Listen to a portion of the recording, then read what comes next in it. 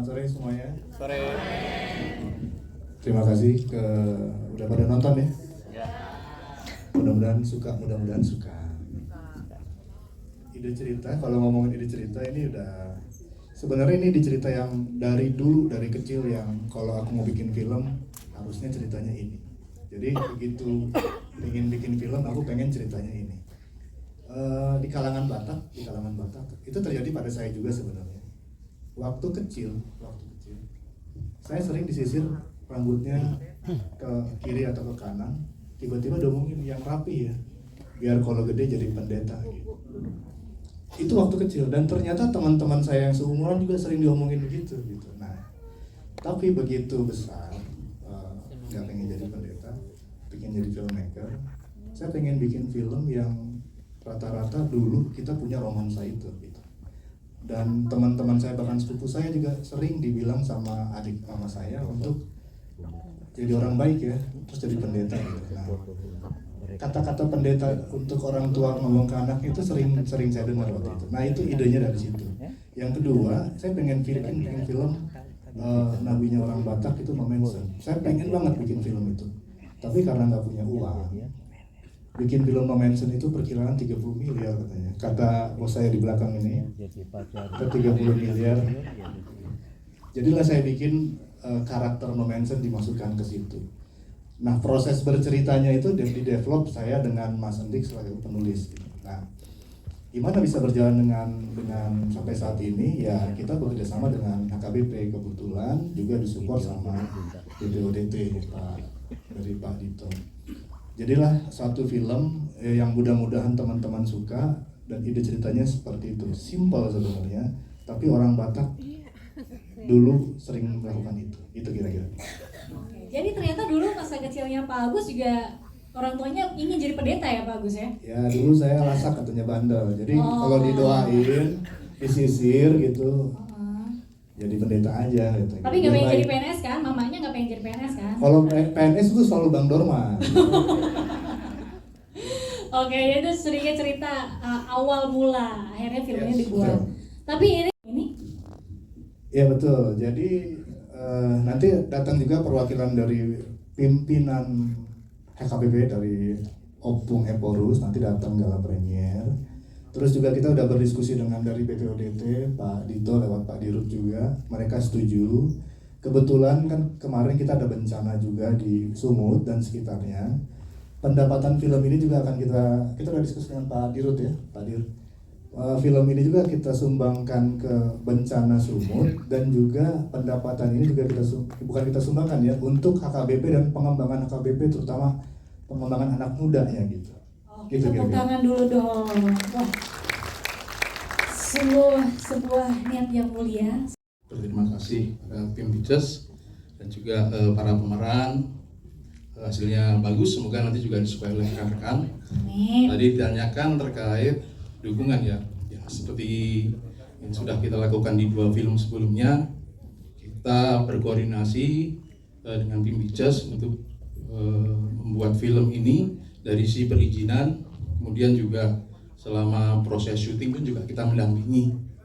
Harapan ke depan tentunya film ini disukai oleh rekan-rekan dan banyak yang nonton nantinya, dan tentunya ini bagian dari support untuk mendukung Danau Toba di sisi promosi pariwisata sebagai destinasi pariwisata prioritas di Indonesia. Mungkin itu, Kak. Terima kasih. Apakah ada target tertentu mungkin untuk Danau Toba bisa dikunjungi sekian banyak wisatawan gitu?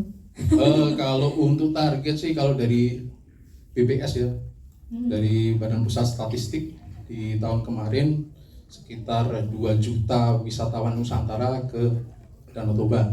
Nah, kita harapkan tahun 2026 ini dengan semua yang terjadi ya, kemarin sudah ada bencana, tentunya kita juga merasa prihatin, tapi tetap kita semangatkan pariwisata, tetap kita harapkan kunjungan wisatawan Nusantara terutama bisa naik lagi di 2026 ini.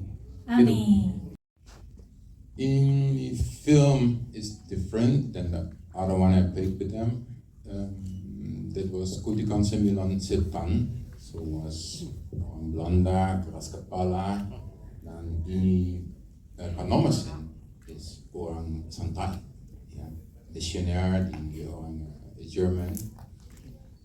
He's much more friendly. He's much more watching the people, how they are, how they feel, and help them to find their way in life for everybody.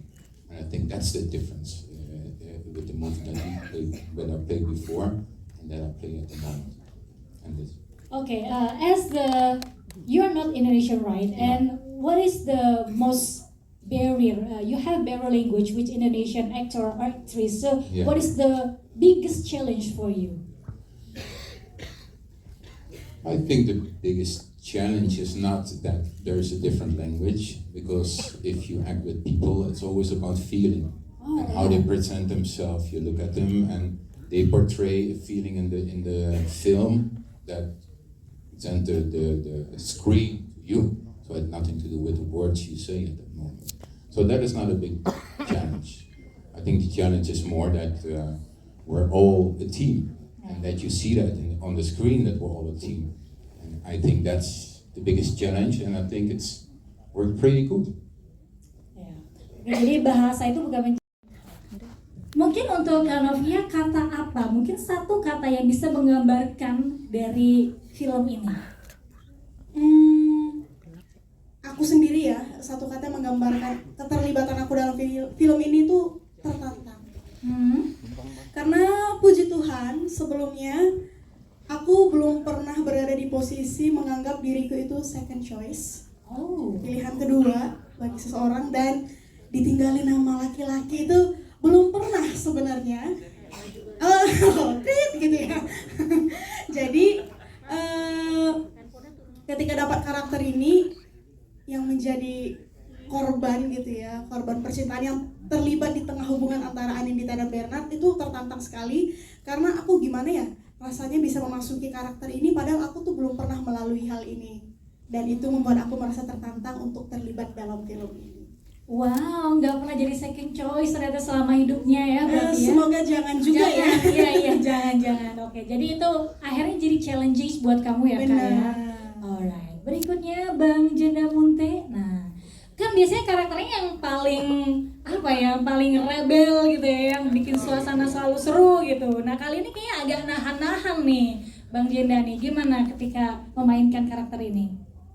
Iya, kalau mungkin sama satu katanya adalah untuk di film ini, ketika aku terlibat di film ini, aku bilangnya malabab. Malabab itu kalau orang Batak itu jatuh yang benar-benar jatuh ya, dan memang di karya-karyanya Bang Agus aku selalu memposisikan diri malabab supaya tuh total jatuh, sebenar-benarnya jatuh. Gimana? Karena sebenarnya tidak ada kesan challenging untuk karakter Jogi kesannya, tapi aku selalu percaya bahwa tidak ada peran besar, peran kecil dalam film. Setiap peran, setiap karakter yang dikasih itu adalah peran yang besar, tinggal bagaimana kita menjadikan itu besar.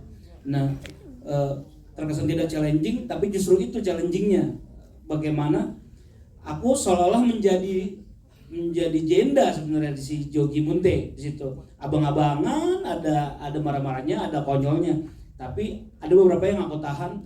Aku ingat waktu itu notesnya dari Pak Agus adalah jangan terlalu keluar juga jendanya, gimana ada esensnya tapi tidak jadi keluar. Nah, justru itu yang jadi challengingnya buat aku, dan memang selalu menyenangkan untuk kerja sama dengan Pak Agus. Gimana dia, ya aku ini memang lagi cari kerja ya, jadi memang agak ngejilat-jilat gitu. Nah, itu memang menyenangkannya itu adalah Pak Agus itu selalu memberitahu ekspektasinya dia, tapi tidak mencambuk kita. Dia tidak terkesan memaksa, tapi dia ngasih tahu, aku pengen segini, pengen di level 6, 7, 8. Sisanya dia percayakan sama kita tanpa dia harus nge-push terus-menerus, yang akhirnya bikin kita kayak stres, kayak pressure gitu. Kan hatinya Hello Kitty tetap. Jadi sebelumnya aku ingin mengucapkan terima kasih kepada Bang Agus dari Pim Pictures, lalu dari BPODT dan juga HPP Pusat yang telah memberikan kesempatan untuk saya bisa join lagi di project Pim Pictures. bangga sekali karena di cerita ini nggak tahu ya apakah Bang Agus cenayang atau gimana, tapi aku merasa di film ini karakter Sonya Butar-Butar itu persis hampir mirip dengan Tabita Napitupulu di asli. Oh serius? Aku aslinya tuh agak judes juga, agak dominan, tapi sebenarnya hatiku itu sangat berdedikasi banget untuk keluarga, terutama untuk adik-adikku, karena kan di dunia nyata adikku ada 3 cowok.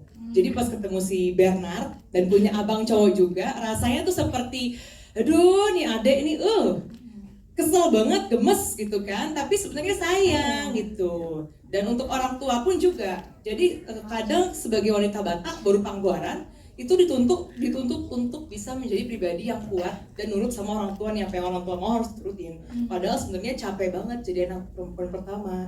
Butuh kasih sayang juga gitu dari luar gitu. Sedikit curhat ini ya. Tolong Agak kasih curhat. sayang untuk Bang Tabita ya. Thank you ya. Kayaknya Pak Agus memang udah ngebaca CV-nya Eda Tabita. Dari gitu. lama sih kayaknya udah. Nah, jadi memang karakter itu memang ditulis buat dia memang. Oh, spesial ya, spesial. Thank you Bang Agus dan teman-teman. Tapi kalau dari Eda sendiri ya, sebenarnya mau ngebela siapa sih? Kalau bukan di luar film ya, sebenarnya pengen ngebela adiknya atau pengen ngebela mama nih? Bukan ngebela siapa-siapa, tapi di sini aku tuh netral. Aku tuh lebih pengen bisa, bukan milih sendiri, pengen bisa berbakti sama orang tua. Jadi sebenarnya berusaha untuk menjadi penjembatan, tapi hatiku kayak pokoknya apa yang orang tua udah arahin pasti bener nih, pasti terus di Tuhan juga gitu. Jadi lebih ke situ sih. Makanya kan, kompor ya. Ya kan Mak, bener kan? Makanya ngompor banget ya kan sama mama ya. Sendiri. Penting cari selamat sendiri kalau kata Iya, mama. bisa gitu sih, bisa. Baik. Berikutnya ke istri yang penurut juga, istri PNS ya kan? Istri PNS yang baik hati ya. Oh, baik hati. Nggak tahu sih baik apa enggak. Tapi pokoknya asal iya aja sama suami ya kan? Yes, betul. Gimana ngebangun chemistry-nya sama adik, sama suami dan sama kakak ipar? Kalau aku sebelumnya ucapkan adik terima ipar, kasih untuk Pak Agus dari Film Picture juga yang udah ngajak aku untuk bermain di film ini. Dan ini film pertamaku dan dapat peran juga Pak Agus baik banget. Aku dikasih peran yang memang di relate-nya itu suami Dorman itu suamiku juga, aslinya juga begitu. Cuman beda karakter aja di situ. Di film itu aku lebih jadi seorang menantu yang manis, Biasanya gue baik. barbar gitu. Biasanya barbar gitu kan. Bukan, maksudnya lebih rame, karakternya rame segala macam, tapi aku harus jadi seorang menantu yang manis sekali lah depan mertua itu kan ya Namburu ya. Tuh. Jadi memang seru lah jadi keluarga yang bingung mau mihak yang mana, mau mihak mertua atau mihak mau bela adik ipar, cuman tetap harus netral sih kayak kata Tabita tadi. Cuman yang agak pusing punya Eda yang agak-agak aduh cerewet kali emang Eda yang satu itu. Tapi kayak nggak cerewet banget deh, emang cerewet banget. Udah, tuh kan. Langsung kau buktikan. Oke. Masalah rumah tangga diselesaikan di rumah ya, jangan di sini ya.